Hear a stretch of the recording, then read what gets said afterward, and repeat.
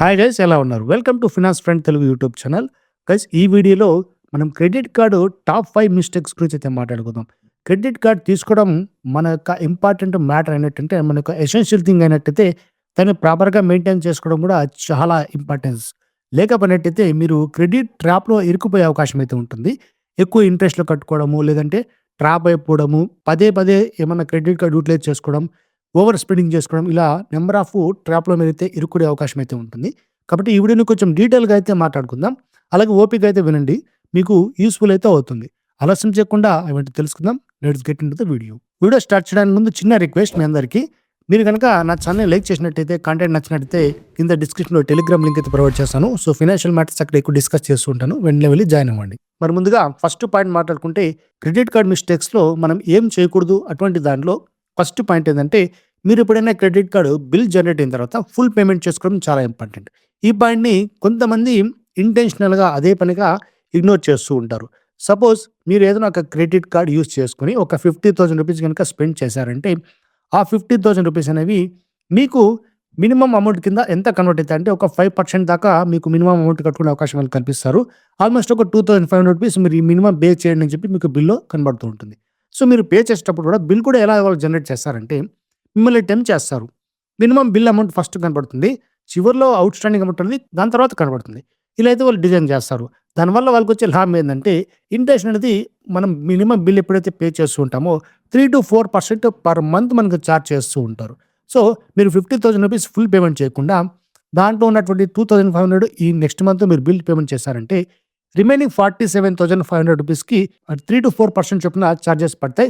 Almost ఒక 3% అనుకుంటే కూడా ₹14-20 మీకు ఎక్స్‌ట్రాగా నెక్స్ట్ మంత్ బిల్‌లో కనబడుతుంది. సో, దాన్ని కలుపుకొని మళ్ళీ ఇంకొక నెక్స్ట్ మంత్ బిల్ అనేది జనరేట్ అవుతుంది. సో, ఇలా ఇదొక క్రెడిట్ ట్రాప్‌లో మీరైతే ఇరుక్కొని పోతారు. కాబట్టి క్రెడిట్ కార్డ్ ఎప్పుడైనా సరే బిల్ పేమెంట్ చేసేటప్పుడు ఫుల్ అమౌంట్‌ని మీరు కన్సిడర్ చేసుకోండి. సపోజ్ మీరు దాన్ని ఈఎంఐలో కన్వర్ట్ చేసుకున్నారనుకోండి, అది వేరే విషయం. ఈఎంఐ ఎంతైతే మీకు ఔట్‌స్టాండింగ్ అమౌంట్ కనబడుతుందో ఆ మంత్ ఈఎంఐ అది కూడా ఫుల్ పేమెంట్ అయితే చేసుకోవడం మంచిది. సెకండ్ పాయింట్, ఇంట్రెస్ట్ ఫ్రీ పీరియడ్‌ని మీరెప్పుడూ కూడా ఇగ్నోర్ చేయకూడదు. ఈ విషయం ఎందుకు చెప్తున్నా అంటే, ప్రతి క్రెడిట్ కార్డు లెండర్ లేదంటే మనకి ఇచ్చేవాళ్ళు ఏం చెప్తారంటే, మనకు ఇంట్రెస్ట్ ఫ్రీ పీరియడ్ మీకు 45 డేస్ నుంచి స్టార్ట్ చేసుకొని 50 డేస్ మధ్యలో మీకు ఇస్తాము. సో, దీని లోపల మీరు ఎప్పుడైనా కట్టుకోవచ్చని చెప్తారు. కానీ ఇక్కడే ఒక చిన్న లాజిక్ అయితే ఉంది. మనం ఏం చేస్తామంటే 45 డేస్ నుంచి 50 డేస్ టైం ఉంది కదా! సో, మళ్ళీ పేమెంట్ చేసుకుందాం అని అనుకుంటాం. బై మిస్టేక్ గనక ఇక్కడ బిల్ పేమెంట్ అనేది మీరు చేయకుండా మర్చిపోయారనుకోండి, అక్కడే వాళ్ళకొక పెద్ద ప్లస్ పాయింట్ అయితే అయిపోతుంది. మీకు 3-4% చార్జెస్ మీరు ఎప్పుడైతే పర్చేజ్ చేశారో ప్రొడక్ట్ ఆ డేట్ నుంచి మీకు ఇంట్రెస్ట్ పడుతుంది. ఫర్ ఎగ్జాంపుల్ చెప్పాలంటే, మీరు ఏదైనా ఒక ల్యాప్‌టాప్ కానీ, పీసీ గాని పర్చేజ్ చేశారు. ఒక 60,000 అనుకోండి. సపోజ్ ఈ నెల 1 తారీఖు మీరు పర్చేజ్ చేశారు. కానీ మీకు బిల్ అనేది ఈ నెల 20వ తారీఖు జనరేట్ అవుతుంది. సో, మనం ఏమనుకుంటామంటే, మనకు బిల్ 20వ తారీఖు జనరేట్ అవుతుంది కదా! అప్పటి నుంచి ఒక 45 డేస్ నుంచి 50 డేస్ టైం దొరుకుతుందనుకుంటారు. కానీ అలా కాదు. మీరు ఎప్పుడైనా బిల్లు డేట్ మిస్ చేశారనుకోండి, మీరు ప్రొడక్ట్ పర్చేజ్ చేసిన డేట్ 1వ తారీఖు పర్చేజ్ చేస్తారు కదా! ఆ రోజు నుంచి స్టార్ట్ చేసుకొని ఇంట్రెస్ట్ 3% చొప్పున మీరు ఎప్పుడైతే బిల్లు డ్యూ డేట్ లోపల కట్టలేదో అప్పటి వరకు మొత్తం ఇంట్రెస్ట్ అనేది చార్జ్ చేస్తారు. సో, బిల్ జనరేట్ అయిన డేట్ వీళ్ళకి ఇంపార్టెంట్ కాదు. మీరు ప్రొడక్ట్ పర్చేజ్ చేసిన డేట్ ఇంపార్టెంట్. ఆ రోజు నుంచే మీకు ఇంట్రెస్ట్ అనేది స్టార్ట్ అయిపోతుంది. సో, 60,000కి మినిమమ్ ఎంత లేదన్నా కూడా ఒక 3% ఏసుకున్నా కూడా 1,800 నుంచి స్టార్ట్ చేసుకొని ఆల్మోస్ట్ 2,400 మధ్యలో మీకు చార్జ్ అనేది పడుతుంది. కాబట్టి ఇది కూడా గుర్తుపెట్టుకోండి. ఇంట్రెస్ట్ ఫ్రీ పీరియడ్ మనకి ఇంపార్టెంట్ కాదు. మనం పర్చేజ్ చేసిన date important. Third important point ఇదేంటంటే, మీరు ఎప్పుడైనా సరే మీ యొక్క స్పెండింగ్ లిమిట్ అనేది మీ యొక్క కంట్రోల్‌లో ఉంచుకోవాలి. ఓవర్ స్పెండింగ్ అనేది మనం చేయకూడదు. సపోజ్ మీ దగ్గర ఒక క్రెడిట్ కార్డ్ ఉంది. సపోజ్ యాక్సిస్ యొక్క క్రెడిట్ కార్డ్, ఏదో మైజాన్ క్రెడిట్ కార్డ్ ఉందనుకోండి. దాని యొక్క లిమిట్ ఇప్పుడు మీకు ప్రెజెంట్ 1,00,000 ఉంది. మీ దగ్గర ఉన్నటువంటి కెపాసిటీ ప్రకారం మీరు మంత్లీ మీ యొక్క ఎక్స్‌పెన్సెస్ అన్ని పోను ఒక ₹1,00,000 వరకు మీరు స్పెండ్ చేసుకున్నా కూడా దాన్ని ఈఎంఐలో కన్వర్ట్ చేసుకొని కట్టుకునే కెపాసిటీ మీ దగ్గర ఉంది. కానీ వీళ్ళేం చేస్తారంటే, మళ్ళీ క్రెడిట్ కార్డ్ లిమిట్ ఇంక్రీజ్ చేస్తారు. ఇంక్రీజ్ అయినప్పుడు మనకి హ్యాపీగా అనిపిస్తుంది. 1,00,000 నుంచి డైరెక్ట్‌గా 3,00,000 చేస్తారు. దానివల్ల మాకు మైండ్ సెట్ ఎలా సెట్ అవుతుందంటే, నా దగ్గర 3,00,000 క్రెడిట్ కార్డ్ ఉంది. సో, నేను 3,00,000 వరకు ఈజీగా వాడుకోవచ్చు అని చెప్పి ఫిక్స్ అయిపోతాం. సో, ఇక్కడే మనం క్రెడిట్ ట్రాప్‌లో పడే అవకాశం ఉంది. జాగ్రత్తగా మనం ఇక్కడ గమనించుకోవాలి. ఎందుకంటే మన యొక్క ఎంతైతే కెపాసిటీ ఉంటుందో, మనం ₹1,00,000 వరకు మాత్రమే బేర్ చేయగలం. ₹3,00,000 గనుక స్పెండ్ చేయడం చాలా ఈజీ.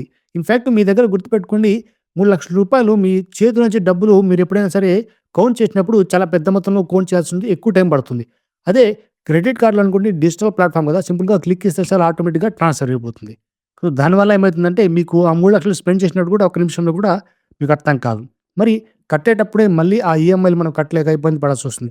సో, ఓవర్ స్పెండింగ్ అనేది మనకు ఒక టెంప్టింగ్ ఆప్షన్ భయ్యా. కాబట్టి దాని నుంచి మీరు జాగ్రత్తగా ఉండాల్సి ఉంటుంది. వాడు ఎంతైనా క్రెడిట్ లిమిట్ పెంచుకొని, ఎంతైనా లిమిట్ వండుకొని, మనం ఖచ్చితంగా ఒక మైండ్ సెట్ ఫిక్స్ అయిపోయి ఇంతే స్పెండ్ చేయాలి. మనం ఇంతే బేర్ చేయగలం, ఇంతే కట్టగలం అని చెప్పి గుర్తుపెట్టుకోండి. అనవసరంగా లిమిట్ పెంచారు కదా అని చెప్పి మీ యొక్క ఎక్స్‌పెన్సెస్ అలాగే స్పెండింగ్స్ కూడా పెంచుకోకండి. మళ్ళీ ట్రాప్‌లో మీరు పడిపోతారు. ఫోర్త్ ఇంపార్టెంట్ పాయింట్ ఏందంటే మీ యొక్క క్రెడిట్ కార్డ్ యూజ్ చేసుకొని ఎప్పుడు కూడా ఏటీఎంలో విత్‌డ్రాల్స్ చేసుకోకండి. దీన్ని రకరకాలుగా పేరు వీళ్ళు పెట్టుకోనుంటారు. అంటే క్యాష్ ఎన్హాన్స్‌మెంట్ అని చెప్పి, క్యాష్ విత్‌డ్రాల్స్ అని చెప్పి, ఏటీఎం విత్‌డ్రాల్స్ అని చెప్పి. సో, ఏది పెట్టుకున్నా కూడా క్రెడిట్ కార్డ్ యూజ్ చేసుకొని విత్‌డ్రాల్స్ మనం చేసుకోకూడదు. ఇక్కడ మనకి ఇంట్రెస్ట్ ఫ్రీ పీరియడ్ అనేది 0. జనరల్‌గా మనం ఆన్‌లైన్‌లో ఏదైనా ప్రోడక్ట్ పర్చేజ్ చేస్తే 45 డేస్ నుంచి 50 డేస్ మధ్యలో ఇంట్రెస్ట్ ఫ్రీ పీరియడ్ ప్రొవైడ్ చేస్తారు. అంతలోపల మీకు ₹1 కూడా చార్జ్ చేయరు. ఈ క్యాష్ విత్‌డ్రాల్స్ ఎప్పుడైతే చేసుకుంటారో మీరు ఎప్పుడు అంటే ఏ రోజున మీకు క్యాష్ విత్‌డ్రా చేస్తారో ఆ రోజు మీకు డైరెక్ట్‌గా ఇంట్రెస్ట్ అనేది స్టార్ట్ అయిపోతుంది. అలాగే సపోజ్ ఇక్కడ చెప్పాలంటే ఒక ₹10,000 మీరు ఈ క్యాష్ విత్‌డ్రా చేసుకున్నారనుకోండి. ఆ రోజు నుంచి మీకు ఇంట్రెస్ట్ స్టార్ట్. ఎప్పటి వరకు? మీరు ఈ ₹10,000 ఎప్పుడైతే ఇన్‌స్టంట్‌గా వాళ్ళకి పే చేస్తారో ఆ డేట్ వరకు కూడా మీకు ఇంట్రెస్ట్ అనేది చార్జ్ చేస్తూనే ఉంటారు. మినిమమ్ 3% నుంచి స్టార్ట్ చేసుకొని 4% వరకు మీరు బిల్లు కట్టేంత వరకు ప్రతిరోజు ఇంట్రెస్ట్ పడుతూనే ఉంటుంది. అది మనం బిల్లు కట్టేటప్పుడు లేదంటే దాన్ని రీపేమెంట్ చేసినప్పుడు దాని యొక్క చార్జెస్ కనబడతాయి. ప్లస్ ఎక్స్‌ట్రాగా ఒక ₹500 మినిమమ్ చార్జెస్ అనేవి మీ మీద పడతాయి. ₹10,000 మీరు డ్రా చేశారంటే ₹10,500 ఇన్‌స్టంట్‌గా దాంట్లో కట్ అయిపోతుంది. ప్లస్ దానికి గాను మళ్ళీ ఎక్స్‌ట్రాగా జీఎస్టీ చార్జెస్ కూడా. మరి ఆ ₹10,000 మీరు ఆటోమేటిక్‌గా అలాగే ఒక 3 మంత్స్ కనుక మెయింటైన్ చేశారంటే కట్టకుండా ఒక 3% చార్జెస్ ఆల్మోస్ట్ ఒక ₹1,000 ఎక్స్‌ట్రాగా మళ్ళీ మీరు కట్టాల్సి ఉంటుంది. అది కూడా మినిమమ్ చార్జెస్. మరి అది డిపెండ్స్ అపాన్ బ్యాంక్. కొంతమంది 3.5 తీసుకుంటారు. కొంతమంది 4 తీసుకుంటారు. అలా మీకు చార్జెస్ పడుతూనే ఉంటాయి. మీరు బిల్లు కట్టేంత వరకు. కాబట్టి విత్‌డ్రాల్స్ అనేవి మాక్సిమం అవాయిడ్ చేసుకోండి. ఇక final most important point don't apply too much cards. మీ దగ్గర ఒక క్రెడిట్ కార్డ్ ఉంది. అది బెస్ట్ లిమిట్ ప్రొవైడ్ చేస్తుంది. మీకు బెస్ట్ ఆఫర్స్ కూడా ఉన్నాయి. మరి అది కాకుండా ఎక్స్‌ట్రాగా మళ్ళీ క్రెడిట్ కార్డ్స్ అప్లై చేయడానికి ట్రై చేయకండి. Too much of credit enquiries అనేవి మీ యొక్క సిబిల్ స్కోర్‌ని దెబ్బతీస్తాయి. ప్రతిసారి కూడా ఒక క్వెరీ పడిందంటే మీరు క్రెడిట్ కార్డ్ కావచ్చు, లోన్స్ కావచ్చు ఏదైనా ఒక అప్లై చేశారనుకోండి. ఒక హార్డ్ ఎంక్వైరీ మీ యొక్క స్కోర్‌లో పడుతుంది.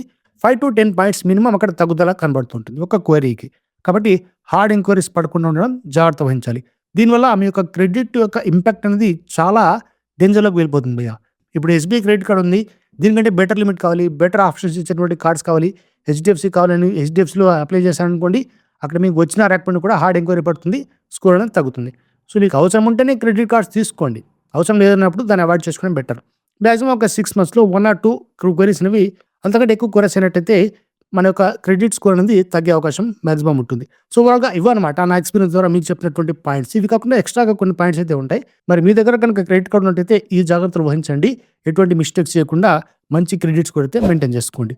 ఓవరాల్‌గా ఇది భయ్యా వీడియో. మీకు నచ్చిందనుకుంటా. నచ్చినట్టయితే లైక్ కొట్టడం మర్చిపోకండి.